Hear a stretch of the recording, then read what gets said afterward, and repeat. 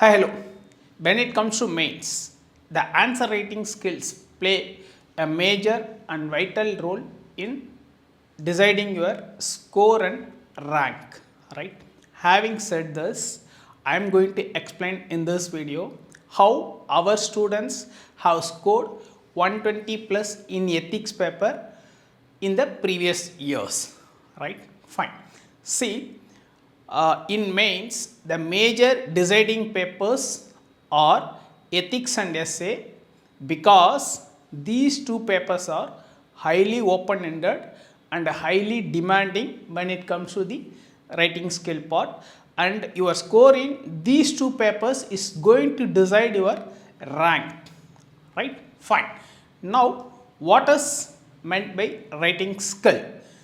Writing skill is dependent on four factors primarily. Factor number one, a basic mental framework and thought process. Factor number two, the structuration of answer. Factor number three, judicious use of key jargons. Factor number four, citing examples from current affairs whenever, wherever it is needed, right? So only these four factors decide the quality of your answer.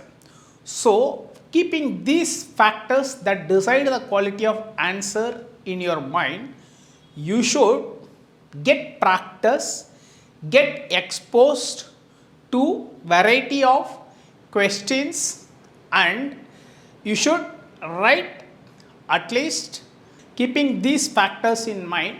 You should practice well for your mains, right? And more specifically in this video, I am going to explain about the ethics paper, right? Fine. See, now what I am going to do is, I am going to take a previous year case study question from ethics paper, right? So this question is taken from 2014 UPSC mains ethics paper, right? Now, see, here I am going to show you the model answer given in a popular textbook available in the market, right? And I am going to give my own version of answer for the same question, and I am going to compare these two answers and show you the qualitative difference between the two answers, right? Fine. Now let us read the question, right? So this question is taken from 2014 GS4 ethics paper, right? So please read the question here carefully. The question is, suppose one of your close friends who is also aspiring for civil services comes to you for discussing some of the issues related to ethical conduct in public service. He raises the following points, right? One, in the present times, when unethical environment is quite prevalent, individual attempts to stick to ethical principles may cause a lot of problems in one's career.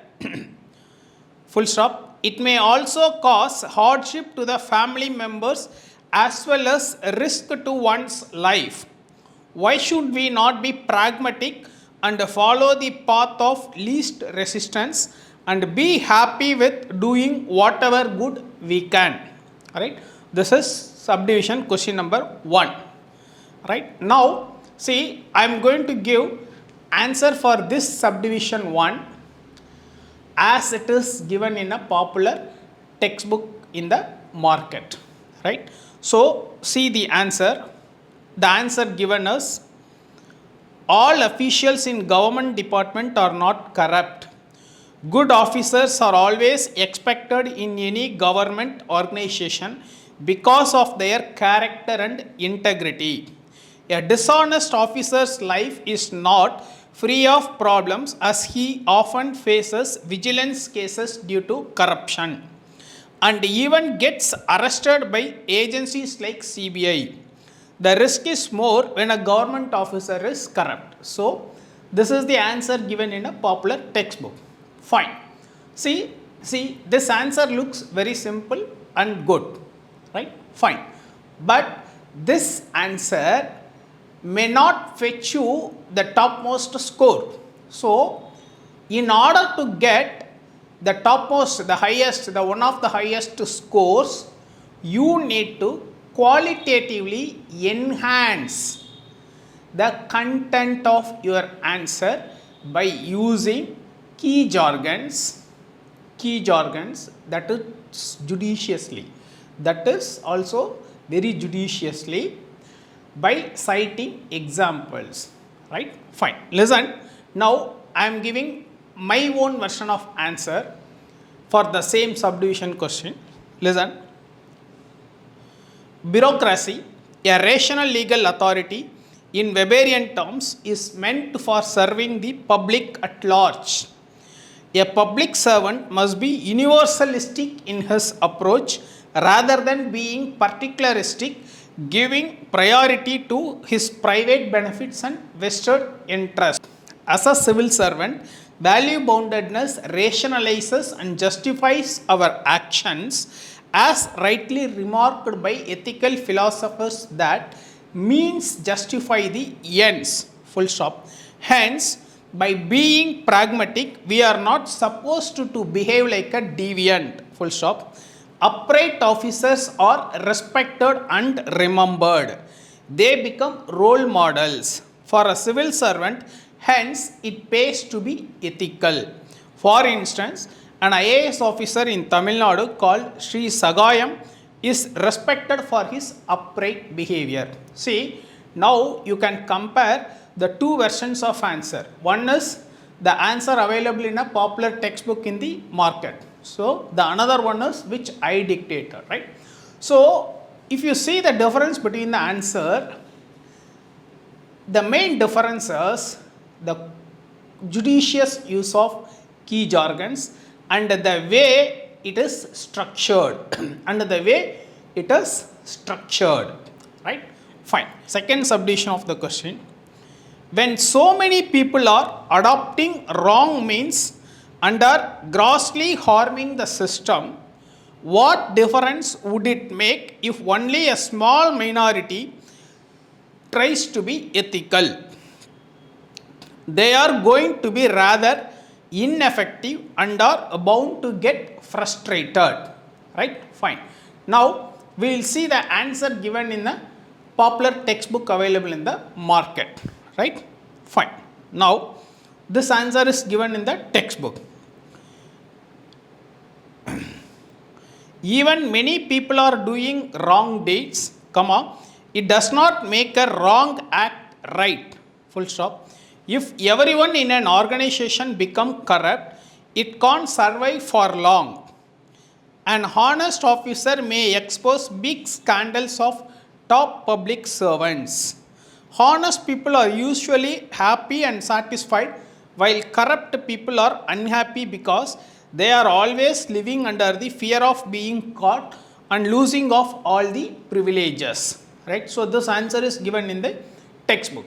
Now, I am going to give my own version of answer for this subdivision of question, right? See, being honest and ethical is a qualitative attribute and not a quantitative attribute, right? Wrongdoers will have to suffer. Public integrity is must for advancing the public good and ensuring the legitimacy of public organizations, and is also considered antithesis to corruption, full stop, right? For instance, in the recent past, Pooja Singhal, IAS, who served as Jharkhand mining secretary, was arrested in connection with money laundering probe, right? So, this is my version of answer for the second subdivision of the question. Now, we will go to the third subdivision of the question. If we become fuzzy about ethical considerations, will it not hamper the economic progress of our country? After all, in the present age of high competition, We cannot afford to be left behind in the race of development. So this is third subdivision of question. Now the answer given in the textbook is like this. Ethics does not hamper the economic growth but actually accelerates it. Full stop. World's richest countries are also the most honest countries. Full stop. Great institutions can't be built on the edifice of corruption and dishonesty. Right? So this is the answer given in the textbook. Now my version of answer. The economic progress of a country must be assessed based on the degree of social inclusiveness and sustainability. Full stop. The degree of social inclusiveness and sustainability rather than keeping pace with the competition. Full stop. If development is not engendered, it would become endangered. Full stop. As mandated by our constitutions through directive principles, Article 47, 48A, Fundamental Rights, Article 21, and Fundamental Duties, Article 51A, right? Ensuring sustainability in development must not be compromised for whatsoever the reason, right? See, here you may get a doubt. Why to go for sustainable development topic and all? We can make a very general statement and all, right? Fine. See, here if you read the question, they say ethics and economic progress, right? So whenever you discuss the link between ethics and economic progress, you need to bring in sustainability. And sustainability not necessarily imply only the environmental impact, it also includes society, and without the societal implications, without the implications linked to the governance aspects, there is no question of sustainability. So for this subdivision of question, you should definitely bring in the concept of sustainability, right? So whenever you bring in the concept of sustainability, society and governance is naturally brought in, right? Fine. Then the fourth subdivision of the question, it is understandable that we should not get involved in grossly unethical practices, but giving and accepting small gratifications and doing small favors increases everybody's motivation. Full stop. It also makes the system more efficient. What is wrong in adopting such practices? So this is the fourth subdivision of the question. Now the answer given in the textbook. Most officials in the government start corruption in a small way and soon commit major frauds. Corruption is a one-way traffic, and once a person becomes corrupt, he can't become honest again. It is better to not to be corrupt in the first place, even in the smallest way. So this is the answer given in the textbook. Now I will give you my version of answer. You listen. Fine. Ethical adherence and acceptance of small favors and gratification are in a binary opposition. Even a minuscule kind of accepting favors or gifts puts a civil servant in a dilemma of reciprocity and symbiosis.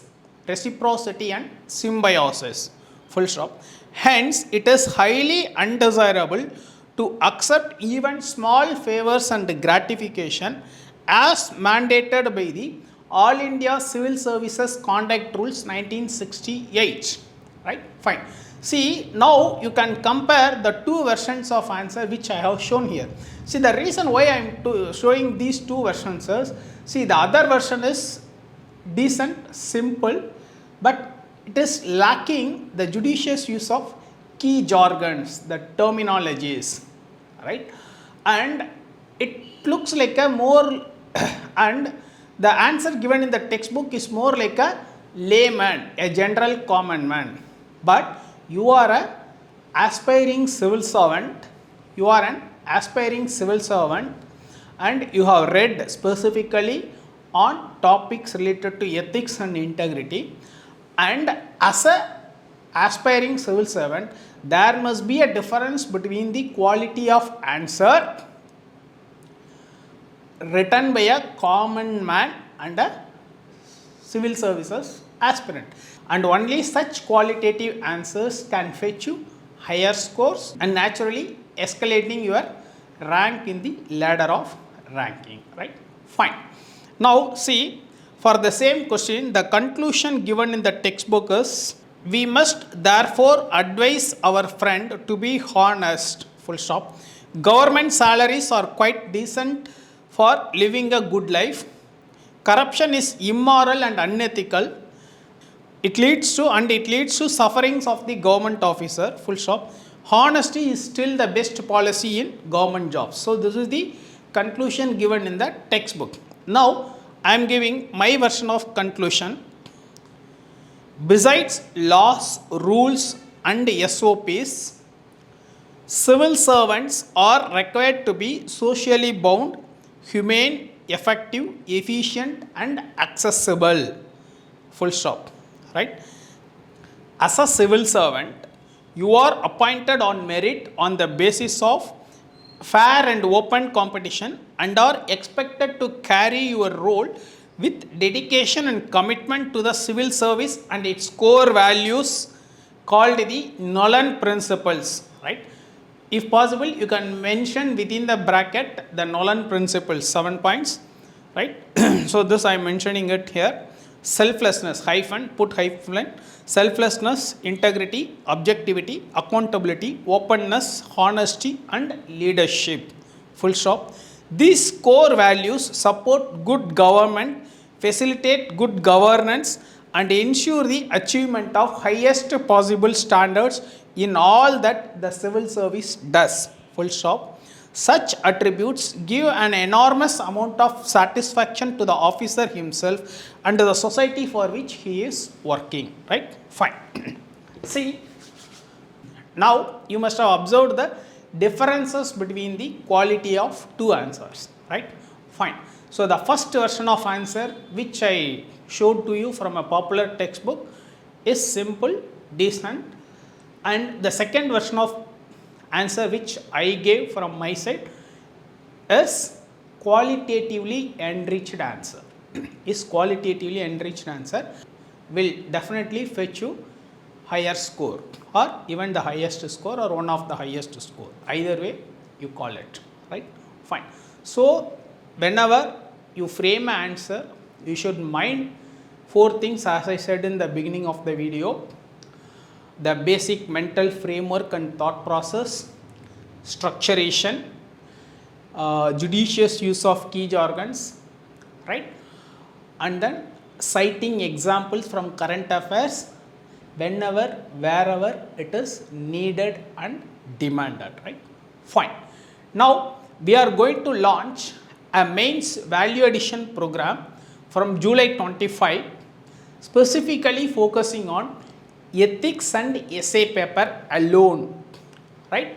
And definitely we will be discussing model answers for previous year ethics question papers and we will discuss how to judiciously use key jargons and how to mix the current affairs examples and where to mix, right? And also we will discuss more about essay writing also in this mains value addition program that is going to commence from July 25, right? This program is available both online and offline, and even students from other states other than Chennai, outside Chennai also can have access to this program, right? Wish you all the very best. Thank you. Bye.